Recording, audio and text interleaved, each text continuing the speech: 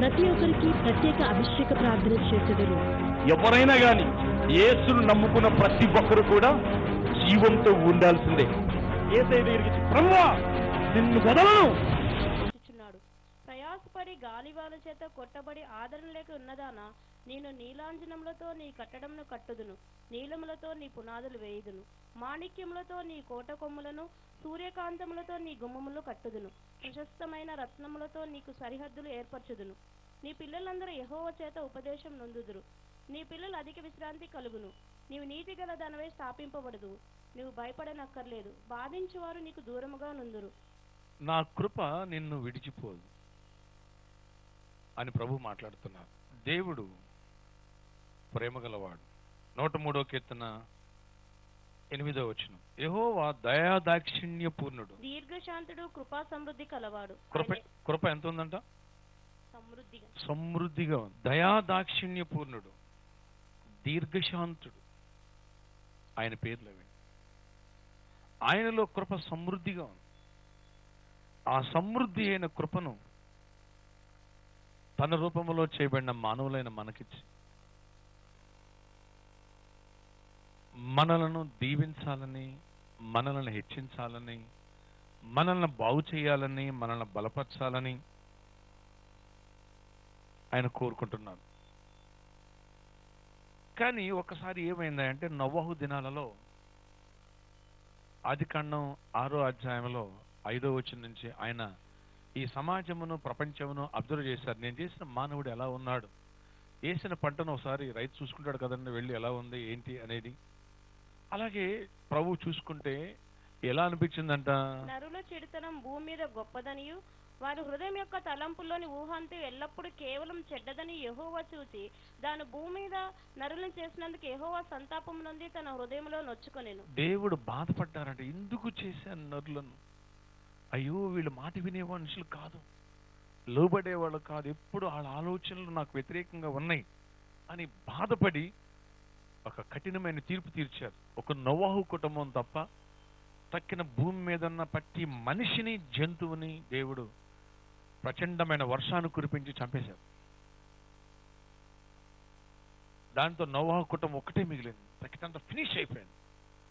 ఆ తర్వాత ప్రభువుని నొచ్చుకున్నారు, అయ్యో నేను ఎందుకు ఇలా చేశాను, ఇంకెప్పుడు ఇలాంటి వర్షాన్ని పంపను అని ఆయనకి అది గుర్తు రావడానికి యెషయా గ్రంథం 54వ అధ్యాయము 7వ వచనం, నిమిషం మాత్రం నేను విసర్జించని గొప్ప వాత్సల్యముతో నేను నిన్ను సమకూర్చి మహోద్రేకము కలిగిన నిమిషం మాత్రం నేను నీకు విముఖుడనైతిని, నిత్యమైన కృపతో నీకు వాత్సల్యము చూపుదును అని నీ విమోచకుడగు యెహోవా సెలవిచ్చుచున్నాడు.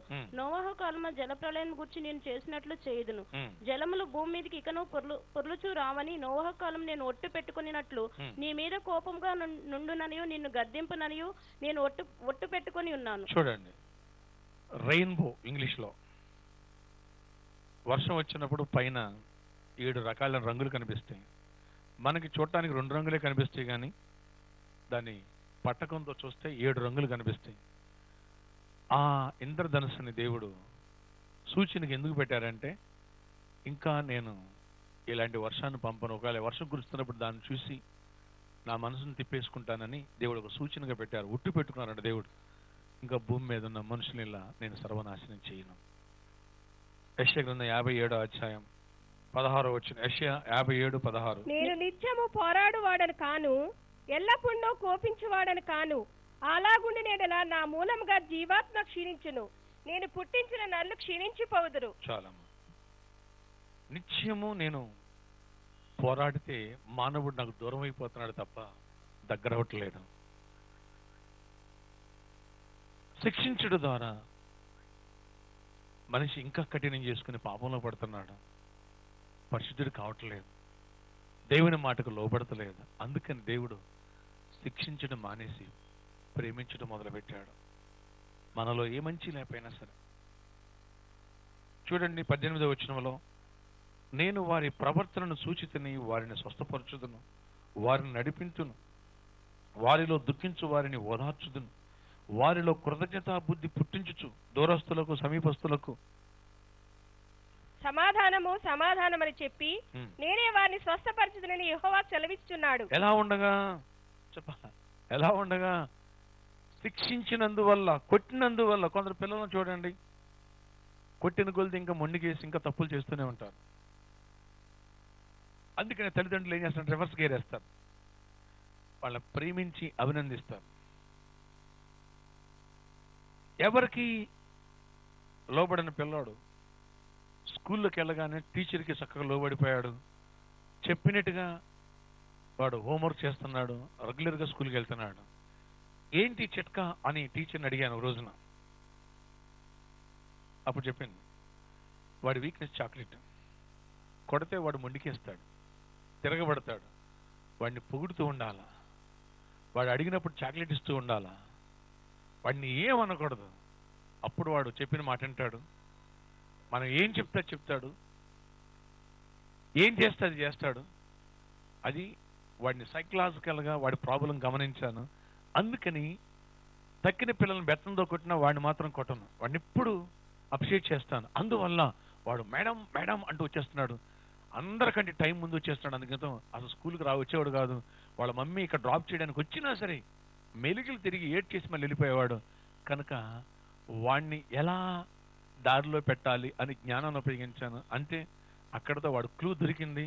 అక్కడి నుంచి వాడు అక్కడ రెగ్యులర్గా వచ్చేస్తున్నాడు, ఇంట్రెస్ట్ చదువుతున్నాడు, చక్కగా ఇప్పుడు క్లాస్ ఫస్ట్ వచ్చాడని చెప్పింది. వినండి, ఏం పట్టుకుంది వాళ్ళలో ఉన్న వీక్నెస్. అలాగే మనిషిని దేవుడు శిక్షించారు, ఉగ్రతను పంపించారు, లోపడలా. ఇంకా ఇంకా ఇంకా ఇంకా మొండికేసాడు, తిరుగుబాటు చేశాడు, దేవుణ్ణి పక్కన పెట్టేశాడు, లోక సంబంధంగా అడుగులు వేశాడు. ఇజ్రాయేల్ ప్రజలకి ఎంతో కృప చూపించి గొప్ప దేశంలోకి నడిపిస్తే, దేవుడు పాలు తెలియనటువంటి కానాన్ దేశం నడిపిస్తే అక్కడున్న జనులతో సహవాసం చేసి వాళ్ళ ఆచారాలు పట్టుకున్నారు. వీళ్ళు వాళ్ళతో పాటు పాపాల కోసం అడుగులు వేశారు. కొంతకాలానికి యెహోవా దేవుడు మీతో సెలవిచ్చిన యెహోవా ఎవడు అన్నారు వాళ్ళ జనరేషన్స్. అంత దూరం అయిపోయారు. అందుకని దేవుడు ఏం చేశారంటే, ఇలా కాదు వీళ్ళని అని ప్రేమతో ట్రీట్ చేసి కృపా సమృద్ధిని ఆయన విడుదల చేసి వాళ్ళ వ్యాధులు నేను స్వస్థపరచడం ద్వారా, వారి సమస్యలు నేను తీర్చేయడం ద్వారా నేను వారిలో కృతజ్ఞతా బుద్ధిని, ప్రేమను పుట్టిస్తాను. ఎట్లా? అరే, మనం చెడ్డ పని చేసినా సరే దేవుడు మన పట్ల ప్రేమ చూపించాడే, ఇంత గొప్ప దేవుడిని మనం ఎలా నిర్లక్ష్యం చేశాం, ఇంత దీవించాడే ఆయన, ఇంత ఆశీర్వదించాడే అనే ఆ మనసు వారిలో పుట్టిస్తాను అని దేవుడు కృపను తెరిచారు. దీవెనను అనుగ్రహించి మనుషులను తన తట్టు ఆకర్షించుకున్నారు. అని ఇక్కడ చెప్తున్నారు. ఇక మీదట ఎలా ఉంటుందయ్యా అంటే, పర్వతములు తొలగినను మెట్టలు తత్తరిల్లను, ఇక నా కృప నిన్ను విడిచిపోదు. నా కృప ఇక నిన్ను విడిచిపోదు. ధర్మశాస్త్ర సంబంధమైనటువంటి ఇక కర్సెస్, ఆ శిక్షలు, ఆ ఉగ్రత నేను నీకు అనుగ్రహించను. పాత నిబంధన కాలంలో ఎలా ఉండి తెలుసా అండి? పొరపాటు చేస్తే వెంటనే పనిష్మెంట్, గడి కాసు కూర్చోటమే. అదండి, క్షమాపణ తక్కువ, శిక్ష ఎక్కువ, పనిష్మెంట్ ఎక్కువ. దాంతో ఆటోమేటిక్గా మనుషులు హృదయాలు ఏమైపోయినాయి, ఎలా ఉంటాయి? జస్ట్ లైక్ నేను కొంతకాలం జాబ్ మానేసి రైతుగా వ్యవసాయం చేశాను. బండ్లు ఎడ్లుండేవి బండి కట్టడానికి. ఆ ఎద్దును గనక బండి నడిపించేటప్పుడు బాగా కొడితన మొదలుపెట్టామనుకోండి, 2 సార్లు కొట్టినప్పుడు పరిగెట్టేది, 3వసారి ఇది ఎప్పుడు కొడతానే ఉంటాడు అని చెప్పేసి అని ఇవి పెట్టి ఎరగబెట్టేది. కొడుతున్నప్పుడు కరెక్ట్గా ఎరగబెట్టేది. దెబ్బ పడినా సరే మొండికేసి అలాగే వెళ్ళేది. ఇంకా బాగా స్పీడ్గా తల 2 కొడితే ఎట్టనేది. ఎప్పుడైనా సరే ఇంజక్షన్ చెప్తామంటే ఎట్టానండి, లోపలికి మందు చక్కగా వెళ్ళదు, లేదా సూదైనా వంగిపోదు, బెగబెట్టేస్తా. అదేనా సడన్గా ఎవరు కొడుతున్నారు, ఎట్టానండి, దెబ్బ సగమే తగులుతుంది, పులిగా తగలదు. అర్థమైందా? మీ పిల్లోడినా సరే మాటి కొట్టండి, వాడు అలవాటు పడిపోతాడు. ఏరా ఇట్లా చేస్తే మీ డాడీ కొడతాడు కదా, 2 కొడతాడు, తర్వాత కామనే, అలవాటు పడిపోతాడు. అలాగే మా ఎద్దు అట్లా కొడతా ఉంటే అలవాటు పడిపోయింది. ఓ రమ్మ ఏంటన్నా అప్పుడు ఒక ఆయన చెప్పాడు, అరే మాటి కొట్టకూడదు, కొట్టినట్టుగా ట్రై చేయాలి. నెక్స్ట్ దానికి ఒక చోట కరుకు ఉంటుంది, కరుకు అంటే చురుకు, అక్కడ ముట్టితే స్పీడ్గా పరిగెట్టేస్తుంది, అట్లా వాటిని డ్రైవ్ చేయాలి బైక్ లాగా అని చూపించాడు. అతను ఒక 2 days అతని చేతిలో పెట్టుకుని దాన్ని ఎట్లా అనేవాడు, పరిగెట్టేది. అరే నీ కర్రతో కొడితే పరిగెత్తుంది, ఎట్లా అనగానే పరిగెత్తుంది ఏంటో అనుకున్నా. ఓహో వీక్నెస్ ఇదే, రైట్. అప్పుడు నాకు అర్థమైంది. అలాగే మనిషి వీక్నెస్ కూడా, కొంతమంది తిడితే పని చేయరు. ఏం చేస్తే పని చేస్తారు? నువ్వు వంట బాగా చేస్తావమ్మా, ఇల్లు బాగా సదురుతావు, అసలు నువ్వు నాకు దొరకటమే అదృష్టం, అసలు నువ్వు కూర వండితే బీరకాయ అయినా సరే మటన్ కూరను మించిపోద్ది అనగానే ఆ తల్లి అసలు ఇక ఎట్లా వంట చేస్తో చెప్పడానికి లేదు. అదేనా ఇది కూర ఏంటి, నీ ముఖం ఎట్లా ఉందండి, నీ ముఖం లాగుంది అనగానే భయపడిపోద్ది. అక్కడి నుంచి భయపడుతూ ఒకటేయాల్సి పోయి ఒకటేసి ఆ తర్వాత నానా తంటాలు పడిపోయి. ఎందుకని ఆ టెన్షన్ వచ్చేది, భయం వచ్చేస్తుంది. ఇక కొన్నిసార్లు ఆ ప్రాబ్లం, మరి కొందకే ప్రాబ్లం, ఎట్టాగో తిడతాడు కదా, మంచిగా వండిన తిడతాడు, చెప్పాలా బాగోపోయినా తిడతాడు. తిట్టడం అలవాటే కదా, అది అలవాటైపోయింది. మురిగే కుక్క ఆగదని మురుగుతానే ఉంటుంది. పోనీ ఈవిడ దారి ఈవిడితే, ఆయన దారి ఆవిడితే. ఆయన తిడుతానే ఉంటాడు, ఈవిడ ఆ చేసే పనులు చేస్తూనే ఉంటుంది. అంటే ఏమవుతాడు, ముండికే వేస్తాడు. కష్టం. అప్పుడు బిడ్డనా అది పాత నిబంధన కాలంలో జరిగింది. మనుషులు మొండికి చేశారు. చివరికి దేవుడు ఆయన జీవనం మార్చుకున్నారు. ఇక నా కృపనిచ్చి, కృప ద్వారా ప్రపంచంలో ఎక్కడ దొరకనటువంటి ప్రేమను, అనురాగాన్ని, జాలిని, దయను వారి పట్ల చూపించి, వారిని దగ్గర చేర్చుకొని, ఎత్తుకుని స్వస్థపరిచి, దీవించి, సమాధానం ఇచ్చి కృప చూపిస్తాను. అప్పుడు వాళ్ళు నా కృపను తెలుసుకుంటారు. ఓ నా దేవుడు ఎంత కృప ఉంది, ఆయన కఠినుడు కాదు. అలా ధర్మశాస్త్రం అనే కర్సిస్ వల్ల ఎలా జరిగిందని ఆ కృపనే మన కోసం పంపించారు. ఆయనే 2000 సంవత్సరాల క్రితం ఈ భూమి మీదకి వచ్చి నశించుతున్న మానవుల పట్ల వెతికి రక్షించడానికి, ప్రేమ లేని మానవుల్లో ప్రేమను ప్రసాదించడానికి, మాధుర్యము లేక, జీవితంలో ఆనందము లేక, సంతోషము లేక, అపవాదికి బానిసైపోయిన మానవుని విడిపించడానికి వచ్చిన ఏకైక నిజరక్షకుడు, ఒకే ఒక్క నిజరక్షకుడు నజరేయుడైన యేసుక్రీస్తు. ఆమేన్. ఆయన చూడండి, ఎప్పుడైనా ఎన్నడైనా సరే ఆ 3.5 సంవత్సరాలు సువార్త చేశారు బహిరంగంగా. ఆయన శిష్యులు అనేకులు ఆయన్ను ఫాలోఅప్ చేశారు. వాళ్లే పత్రికలు రాశారు, సువార్తలు రాశారు. మత్తయి, మార్కు, లూక్, యోహాన్ అని చెప్పేసని.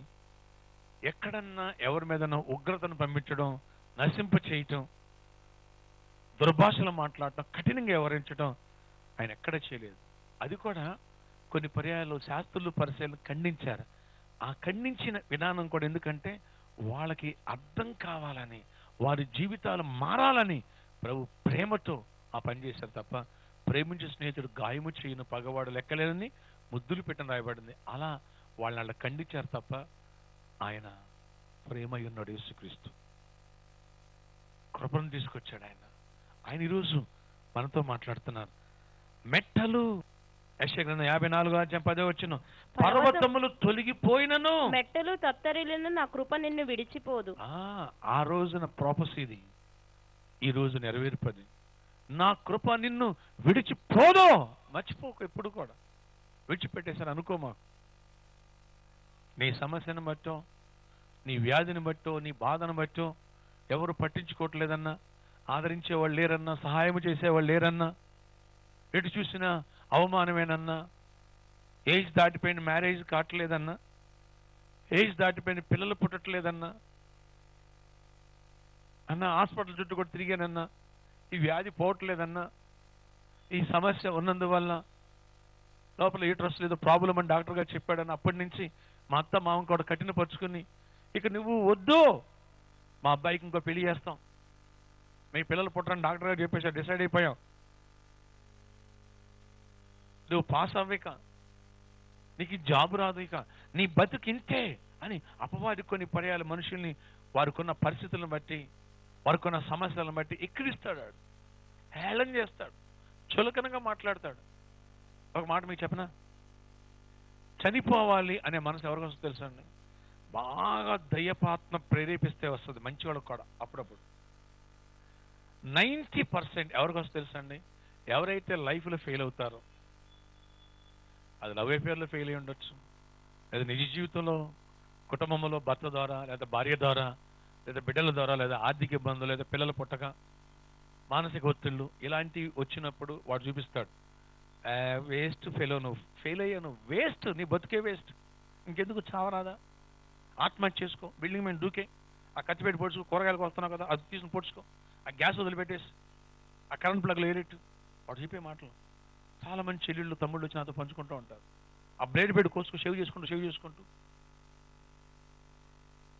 మన తల్లి చూపించిందో తన కుమారుణ్ణి 5-6 గీతలున్నాయి చేతి నిండా. ఏంటి అమ్మ అంటే బ్లేడ్ పెట్టి కోసేసుకున్నాడండి. బాబు నీకు తెలుసు? అప్పుడు నాకేం తెలియదండి, ఏంటో కోసేసుకున్నాను అంతే. ఎందుకని? ఫలానా సమస్య, నువ్వు ఫెయిల్ అయ్యావు, వేస్ట్, చనిపోమన్నది అపవాది. ఆలోచించండి. మరో బిడ్డను తీసుకొచ్చారు. ఏంటమ్మా నేను కోరుకున్నాడు దక్కలేదండి, వాడు ఇంకో పెళ్లి కుదిరిపోయింది, అందుకని బ్లేడ్ పెట్టి కోసేసుకున్నానండి. ఎందుకు ఇంకో పెళ్లి చేసుకున్నాడు వాడు, నిన్ను చేసుకోకుండా? ఇంతకాలం మరి ప్రేమోద్వామని వెనకాల పడ్డాడు కదా, కట్నం వస్తుంటండి. నువ్వు అదృష్టవంతురాలన్నా. ఎందుకనన్నా నన్ను చేసుకోకుండా ఆమె చేసుకుంటాడు. పిచ్చి ముఖమా? వాడు పెళ్లి చేసుకోకుండా వెళ్ళిపోవడం నువ్వు అదృష్టవంతురాలు. ఎందుకో తెలుసా? వాడు డబ్బు మనిషి అని ఇప్పుడు నీకు అర్థమైంది. అదే పెళ్ళి అయిన తర్వాత అర్థమైతే ఏడ్చేదాను. ఇప్పుడైనా నీకు డెలివరెన్స్ వచ్చింది, వాడు మోసంలోంచి కొద్దిలో తప్పుకున్నావు, అదృష్టవంతురాలు అని చెప్పాను. అదేంటన్నా అన్న నేను చెప్పే మాటలు అర్థమవుతున్నాయా? అదే పెళ్ళి అయిన తర్వాత ఓకే నాకు ఇంకా కట్నం వస్తుంది, లేదా నీ పిల్లల పట్ల అట్లా అని ఈ మాటలు మాట్లాడితే లైఫ్ లాస్. ఇప్పుడు కొంతే లాస్. వాడు మోసగాడు, డబ్బు కోసం వేషం వేసినాడు అని ఇప్పుడు అర్థమైందా? మరి ఏం చేసావు? బ్లేడ్ పెట్టి కోసేసుకున్నానన్న. పిచ్చి తల్లి, ఆ మోసగాడు కోసం నీ జీవితాన్ని పాడు చేసుకుంటావు. అది అపవాది యొక్క ట్రిక్స్ అవన్నీ. మనిషిని నన్ను వినండి, ఏదొక యాంగిల్లో చంపేయాల, ఏదొక యాంగిల్లో బలహీనపరచాలా, లోకము తొట్టు పాపము తొట్టు అడుగులు వేయించాలా, అశాంతికి గురి చేయాలా. అది గురి చేయగానే వచ్చేస్తాడు. నువ్వు ఎప్పుడైతే ఫీల్ అవుతూ ఉంటావో, ఎప్పుడైతే బలహీనపడతావో, ఎప్పుడైతే భయపడుతూ ఉంటావో వాడు స్టార్ట్ అయిపోతాడు. ఇక స్టార్ట్ అయిపోయి ఇంకెందుకు, ఇంకెంతకాలం భక్తి అంటావు, ఇంకెంతకాలం అదంటావు ఇదంటావు, చావగా ఇంకెందుకు ప్రార్థన, నీ ముఖం అని నీ ఇంట్లో వాళ్ళతో మాట్లాడిస్తాడు. వెళ్ళావు కదా, ప్రార్థన చేస్తున్నావు కదా, యేసు ప్రభు నమ్మావు కదా, బాప్తిసం తీసుకుని దాంట్లో ములిగావు కదా, ఏం ఊరిగింది నీకు, ఏం సాల్వ్ అయింది, ఏం బాగుపడ్డావు చెప్పు నాకు, నేను చెప్పిన మాటను ఇట్లా మాట్లాడిస్తాడు. లేదా అపవాది వచ్చి చనిపోమంటాడు. కానీ ఇక్కడ ప్రభు మాట్లాడుతున్నారు, ఏ బాధలో ఉన్నావో, ఏ ఇరుకులో ఉన్నావో, ఏ ఇబ్బందులో ఉన్నావో, ఏ సమస్యలు ఉన్నావో ప్రభు అంటున్నారు, పర్వతములు తొలగినను మెట్టలు తత్తరినను నా కృప నిన్ను విడిచిపెట్టిపోదు. అంత కృపను విడుదల చేశాను, నువ్వు సద్వినియోగం చేసుకో. ఈ శక్తిని నువ్వు పొందు, ఈ ప్రభావాన్ని నువ్వు పొందు, ఈ ఆశీర్వాదాన్ని పొందు. సమస్యల వైపు చూడకు, పరిస్థితుల వైపు చూడకు, ప్రతికూల పరిస్థితులను బట్టి నువ్వు మాట్లాడకు, అపవాది మాటలు నమ్మకు, వాడికి నువ్వు చోటు ఇవ్వకు. నేను నీ యందు జాలిపడి యెహోవాను, నేను ఆదరించేవాడను, నిన్ను ధైర్యపరిచేవాడను, శ్రేష్టమైన పునాదుల మీద నిన్ను కడతాను. చదవండి యెషయా 54:11. సమాధాన విషయమైన నా నిబంధన తొలగిపోదు అని నీ యందు జాలిపడి యెహోవా సెలవిస్తున్నాడు. ప్రయాసపడి గాలివాన చేత కొట్టబడి ఆదరణ లేకున్నదానా? ఈ సమస్యల వల్ల, ఈ శోధనల వల్ల, ఈ ఇబ్బందుల వల్ల గాలివాన చేత కొట్టబడ్డావేమో, అలల చేత కొట్టబడి అలసిపోయావేమో. దెబ్బ వెనకాల దెబ్బ, సమస్య వెనకాల సమస్య, బాధ వెనకాల బాధ, ఆవేదన వెనకాల ఆవేదన, ఫెయిల్యూర్ వెనకాల ఫెయిల్యూర్. కానీ ప్రభు అంటున్నారు, నేను నీలాంఛనములతో కట్టడమును కట్టుదును, నీలములతో నీ పునాదులను వేయుదును, మాణిక్యములతో నీ కోట గుమ్మములను, సూర్యకాంతములతో నీ గుమ్మములను కట్టుదును, ప్రశస్తమైన రత్నములతో నీకు సరిహద్దులు ఏర్పరచుదును. ఈ రోజు ఈ వ్యాధిలో, ఈ బాధలో, ఈ సమస్యలో, ఈ ఇరుకులో, ఈ ఇబ్బందులో ఉన్న బిడ్డ, నా కృప లేడు, నేను కఠినం చేసుకున్నాను అనుకోకు. నేను నిన్ను విడవను, నేను ఎడబాయను. నీకు ఎలాంటి కృపనిస్తున్నానో ఆలోచించు. నీలములతో నీ కట్టడలు కడతాను, నీలాంఛనములతో నీ కట్టడాలు, నీలములతో నీ పునాదులు, మాణిక్య మణులతో నీ కోట గుమ్మములను కడతానన్నాడు ఆయన. అంటే ఈరోజు నీకున్న పరిస్థితిని బట్టి, నీకున్న వ్యాధిని బట్టి, నీకున్న బాధను బట్టి, నీకున్న నిరుద్యోగ పరిస్థితిని బట్టి, నీకు పెళ్లి కాని, ఎంత వయసు వచ్చినా పెళ్లి కావట్లేదు అని ఎన్నో అవమానాలు, దిగులుతో, వేదనతో, అప్పులు తీరట్లేదనే బాధలు వచ్చావు. అతి త్వరలో నిన్ను దేవుడు బ్లెస్ చేసి నీ అడ్రస్ ఎక్కడున్నావు అని అందుకితం వస్తే ఆ గుడిసెలో లేకపోతే అక్కడెక్కడో ఉన్నావని నీ బంధువులు చూసి హైదరాబాద్ అని వెళ్ళిపోయారు ఒకప్పుడు. మళ్ళీ ఈ మధ్యన వాళ్ళు నిమ్స్ హాస్పిటల్లోనో ఎక్కడో ఏదో అవసరమై అక్కడికి వచ్చారు. ఎందుకో సడన్ గుర్తొచ్చావు. మీ ఇంటికి వచ్చి రెడీ అవుదానో లేదా పూట భోజనం చేద్దామనో, సరే ఏదో వచ్చారు తప్పదని. అక్కడికి వచ్చేసరికి ఆ గుడిసి కనబడలే. పలానా వాళ్ళు ఏమయ్యారండి, ఎక్కడున్నారండి? ఈ గుడిసెలు లేరు, ఆ ఎదురుగా ఉన్న ఆ 5 ఎకరాలు కొన్నారు. మా వాళ్ళ? అవును. ఆ ప్యాలెస్ ఎవరిదండి? ఆ పలానా అండి. అక్కడ ఆ శిలా పలకం మీద బయట బోర్డు ఉంది, దాని మీద వాళ్ళ పేర్లు ఉంటాయి. వాళ్ళు మీ వాళ్ళో కాదు చూడండి, పక్కన ఫోటోలు కూడా ఉన్నాయి, ఆ భార్య భర్తలు ఇద్దరిది అని చెప్పారు. వాళ్ళు చూశారు.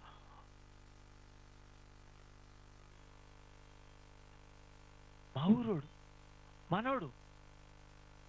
అప్పుడు ఆ బాధలతో, ఇబ్బందులతో దేంట్లో హుస్సేన్ సాగర్లో దూకుతానని చెప్పుకున్నారు. ఊర్లో అట్లా ట్రై చేశాడంట, అట్లని ట్రై చేశాడంట. అవును, అలా ట్రై చేశాడు. ఆ తర్వాత గొప్ప రక్షకుడిని దేవుణ్ణి నమ్ముకున్నాడు. ఆయన పాపానికి క్షమించి వాళ్ళని బ్లెస్ చేశారు. వాళ్ళకి నీలాంఛనములతో ఈ కన్స్ట్రక్షన్స్, నీలములతో పునాదులు అన్నట్టుగా ఇంత ఖరీదైనటువంటి స్థానంలో, ఉన్నతమైన స్థానంలో పెట్టారండి. వారు ఎంత బ్లెస్ అయ్యారంటే చెప్పడానికి వీలు లేదండి. వాళ్ళ గురించే ఈ పేటలో అందరూ సాక్ష్యం ఇస్తారండి. ఒకప్పుడు ఎలా ఉండేవాళ్ళు, దేవుడు ఎలాంటి కృపను తీర్చారు.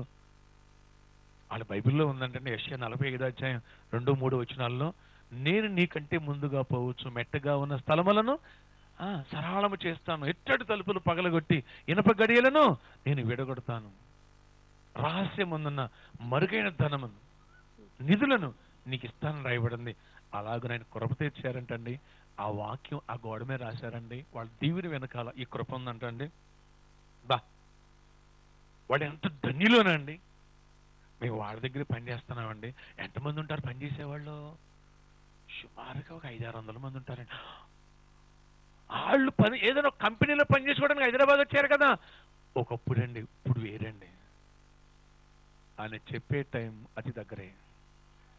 నమ్మిన వాళ్ళ చెప్పడం కూడా దేవుని మహిమపరచండి కనబడ్డా. ఎందుకని అప్పుడు చెప్పారు, ఏ చెట్టు నీకు మొలగెట్టు ఎక్కమాకన్నారు. ఓకేలా నేను అది ఎక్కిస్తున్నాను అనుకున్నాను. కాదు, ప్రభు తలుచుకుంటా అంతే. ఆయన కృప తెరిస్తే అంటే అయ్యా బిడ్డలు లేని, బిడ్డలు లేక చాలా సఫర్ అయిందండి. ఇప్పుడు ట్విన్స్ పుట్టారండి. ఎన్నేళ్ళకి? 20 ఏళ్ళ తర్వాత కూడా దేవుడు అద్భుతం గర్భాలు వచ్చారండి. మరి డాక్టర్స్ కాదన్నారు కదా, అవదన్నారు కదా, టెస్ట్ అన్ని ట్రై చేశారు కదా. యేసయ్యను నమ్మారు వాళ్ళు. ప్రభు అద్భుతం చేశారు. ఇప్పుడు వాళ్ళు సాక్షులుగా మారిపోయారు. వాళ్ళని బట్టి విశ్వాసులు అనేకులు బలపడుతున్నారండి. అవునా?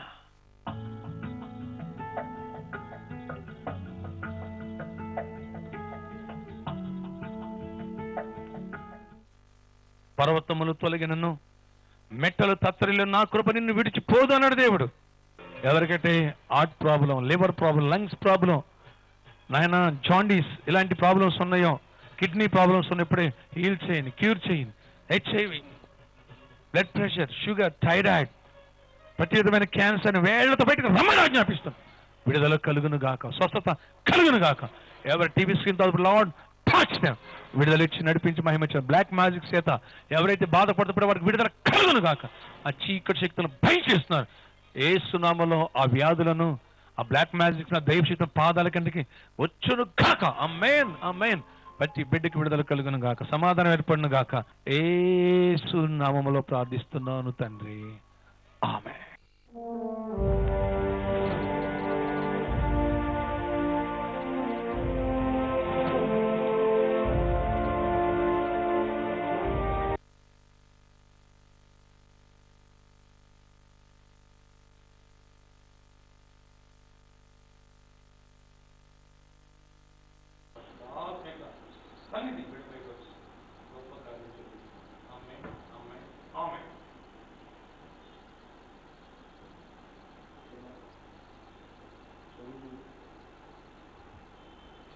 ఎంతకాలంగా చెవులు వినిపించట్లేదు అన్నయ్య?